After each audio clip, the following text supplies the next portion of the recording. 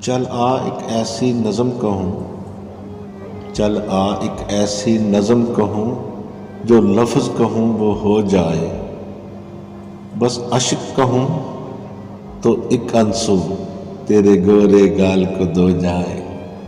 میں آہ لکھوں تو آ جائے، میں بیٹھ لکھوں تو آ بیٹھے، میرے شانے پر سر رکھے تم، میں نیند لکھوں تو سو جائے۔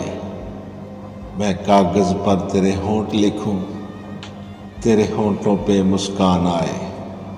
میں دل لکھوں تو دل تھامے، میں گم لکھوں وہ کھو جائے۔ تیرے ہاتھ بناؤں پینسل سے، پھر ہاتھ پہ تیرے ہاتھ رکھوں۔ کچھ الٹا سیدھا فرض کروں، کچھ سیدھا الٹا ہو جائے۔ میں آہ لکھوں تو ہائے کرے، بے چین لکھوں بے چین ہو تم، پھر بے چین کا بے کاٹوں، تجھے چین ذرا سا ہو جائے۔ ابھی عین لکھوں تو سوچے مجھے، پھر شین لکھوں تیری نیند اڑے۔ جب کاف لکھوں تجھے کچھ کچھ ہو، میں عشق لکھوں تجھے ہو جائے، میں عشق لکھوں تجھے ہو جائے۔